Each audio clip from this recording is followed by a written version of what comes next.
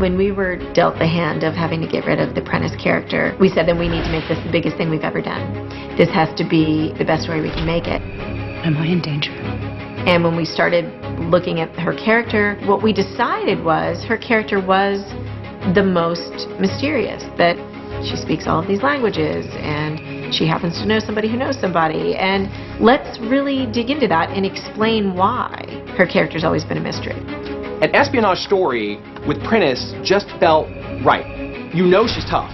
You know she can be vulnerable when she needs to. You know she's amazing at her job. And you know she's nobody's fool. So then the question is, well, how deep, how dark, how twisted can we go with Prentice and still maintain her character, but yet really fill in for the audience, this is who she is. We wanted to peel back the layers so that you said, wow, you know, this is what this woman was into. This is what this woman did in the past. This is how she became a profiler. This is how Hotch hired her. This is why, and how it was all kind of sticky and messy, but still heroic. Hello, Lauren. As with any superhero, they have to have the arch nemesis, and we thought that's what she has in her past, somebody that maybe she even cared about, and how sort of muddy that gets. So within her secret life, there were secrets. And then we found Timothy Murphy, and we thought he would be fantastic. Hello, Ian. He had to be dangerous, he had to be sexy, he had to be menacing. He just has those piercing eyes and that quality that, you know, can almost like knock you over with just a look. So those are the things we were looking for, and also to be just like the ultimate bad guy. On the ground, now! Hold on. Kill me or arrest me, but I will not lay on the ground like a dog. I gotta go. With season 5, we had done the best version of a serial killer is stalking one of our team. We had to do a different serialized story, but it still had to feel like Criminal Minds. Treating him like an unsub was a huge challenge, because here he is, this legendary baddie. We had to ground him in the world of Criminal Minds. We are a show about human behavior. For a mystery to work, those clues have to stay fixed. But when you tell an espionage story, you're telling a story about people who are double, triple crossing each other. They're changing their behavior for the sake of whoever it is that they're dealing with. And so all those little cues shift. We made him a family annihilator, and we all know what those are, and we've talked about those. And then to realize in episode 18 that it's what it's usually about, which is a great loss. He thought he lost his son. We took that idea and just put it in this world of espionage, and suddenly the world just opened up. You took the only thing that mattered to me. So I'm going to take the only thing that matters to you. Your life. We in the writer's room went back and forth on why didn't she tell our team? It's the best team in the world. You know, these are the people that if anyone can help her, these are going to be the people. And it all comes down to family. Come near my team, and I will end you. We really felt like at that end moment to kind of push Prentice over the edge, Doyle had to know everything about her team, about her family, where they are at any given moment, so that she knew that they were in jeopardy, true enough jeopardy that she had to take the fight to him, and that she couldn't involve them, because involving them meant that her family would be killed.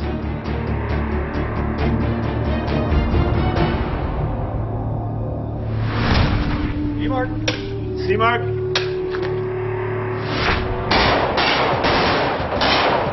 We got away from the normal sort of caper of the week, which we do, because it had this international flair. We set scenes in Italy, we set scenes in Paris. We had an Irishman who plays a Russian on TV commercials. We had a New Zealander playing an Irishman. We had a Scot playing a Brit. We had an American playing a Frenchwoman. It was actually a lot of fun. The way that we broke it was unlike any other episode. It was broken as a big two-parter. We really were able to give her a mini movie. Hey, action! I'm really lucky to have the guys that I have here tonight. We got Mark Simos, Navy SEAL, you know, the real deal. I got 3 LAPD SWAT. We have constant gunfires. These guys are basically leapfrogging down the street. We got 2-foot muzzle flaps coming out of these guns. And if I had regular stunt guys doing this and somebody swept somebody, you could really hurt somebody, or maybe kill them. For the first time on this show, we've prepped some vehicles to be riddled by machine gun fire. We probably have about 100 man-hours into these vehicles. We cut out the inside of the vehicle because most vehicles are double layered with the steel. You have your outer shell and then you have an inner shell. So we actually had to grind all that out so we could get to the inside of the outer shell where all the work is done. We had about 105 hits in the steel body of the vehicle, hits in the plastic bumpers, hits on the windows, and hits inside to throw some dust and glass around. So about 150 hits. We took pictures of the vehicle with all the hits before we filled them so Charles could see where every hit was, and then we number every hit so he's able to say, okay, give me this door in this direction, and then we talk to the guy with the machine gun and we say, okay, you're going to go left to right and then right to left. So it does take some forethought and some planning so that it's right the first time, because it's only one take deal.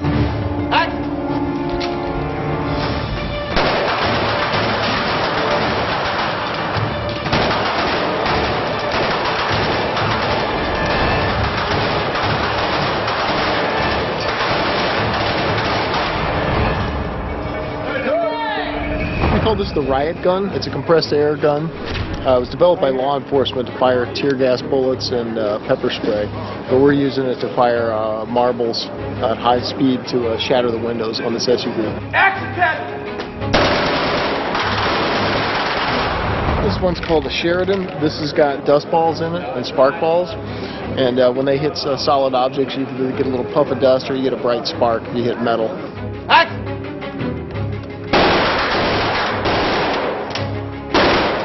Pretty harmless. I wouldn't want to get hit with one, but... Prentice, get out!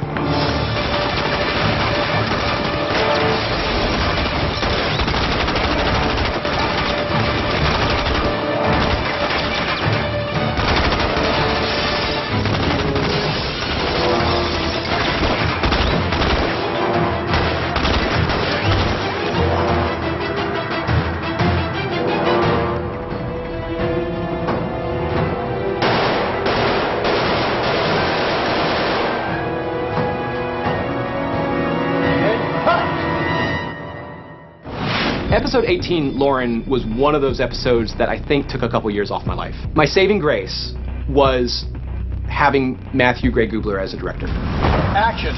It was a very fortunate situation. I had done Moseley Lane, the first episode I directed last year, and Paget, who's my very close friend in real life, when she found out she was exiting the show, she came to me and she's like, the writers asked me how they wanted it to happen, and if you were all right with it, the one request was that you direct it. And I was so honored and touched because, I don't know, just to have that vote of confidence and like be asked, and it was great. Matthew is more thoughtful and prepared and excited than 90% of the directors out there.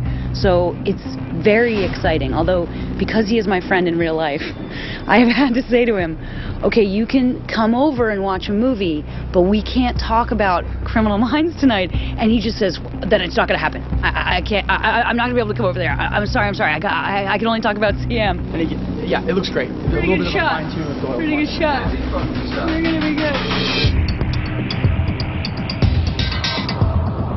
It is so amped up, so turned up to 11.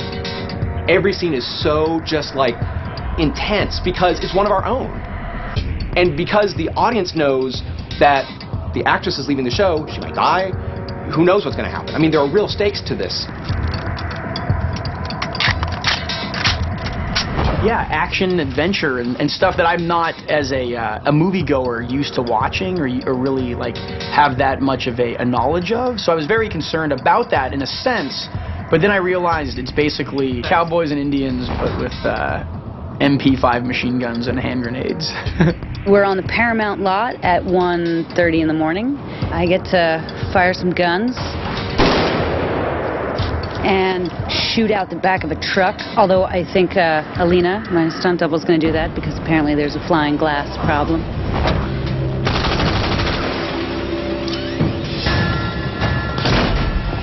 And there's a bunch of bad guys, a bunch of Irish bad guys, and I flirt with Timothy Murphy.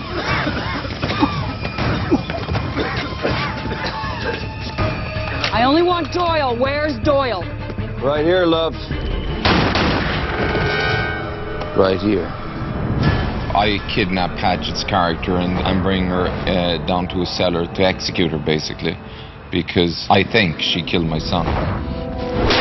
There's black clothing in the hand, Reed. No, look at the fingernails. Oh my God. You don't know when those pictures were taken? You don't know that? Yes, I do. I'm the one holding the gun.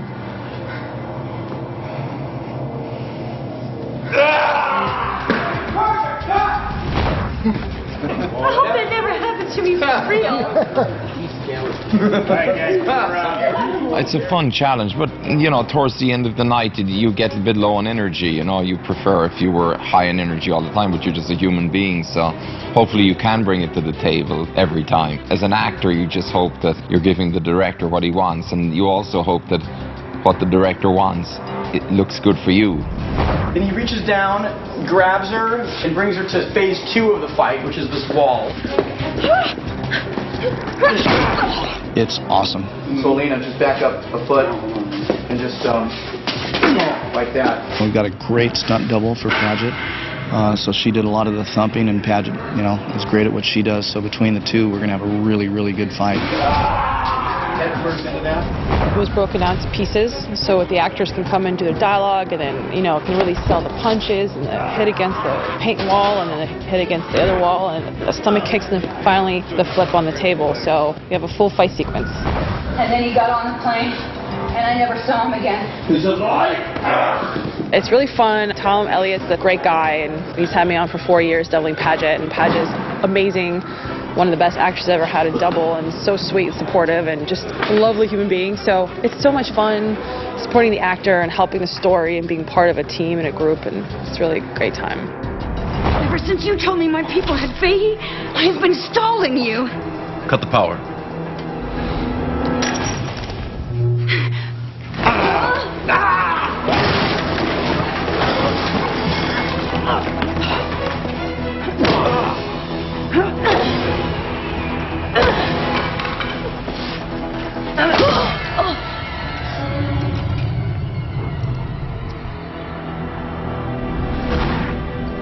Look, That's your safety. this is my safety cone.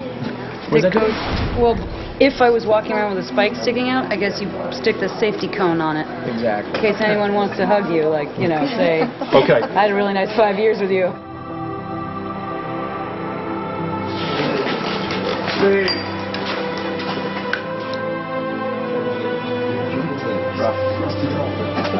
Okay.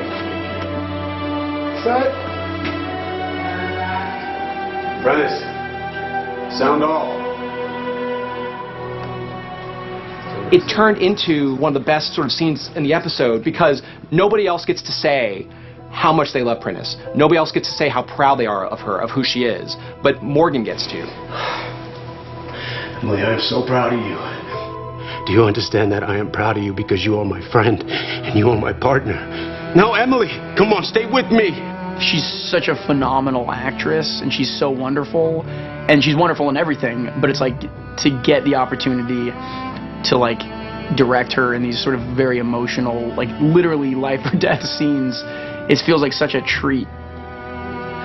Stay with me, baby. Come on, stay with me. Let me go. Like a piece of gold that I was able to like take credit for, when in reality it was just, I'm so lucky to have gotten to direct it. To lose Prentice hurts us as a cast. To lose Paget, to lose Prentice as a teammate. She was a tough cookie, and she brought so many things to the table. Miss her. Hope she'll be back. Derek thinks she's dead. Shemar hopes she comes back. I think that those are two of the best episodes we've ever done. It left her in such an expansive place, and she's such an amazing actress, and it's such a cool character that that's exactly what you want. The ending of episode 18 was the subject of a lot of debate.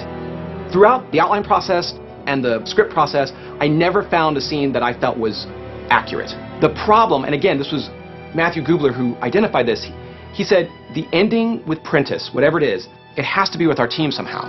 And then, as we were batting it back and forth in my office, I said, well, then JJ meets her in Paris and gives her what she needs to get away. It just was like, ding, like everybody just knew, like, that's the ending. That's what it has to be. Because not only is it a great reunion between these two characters and these two actresses that you don't expect, it just felt like the exact right ending for them. And you wanted to see them have a moment together before they said their goodbyes. Passports from 3 different countries in a bank account in each one to keep you comfortable. Those were a labor of love, episodes 17 and 18. They were for us, and they were for our fans. Thank you. Good luck.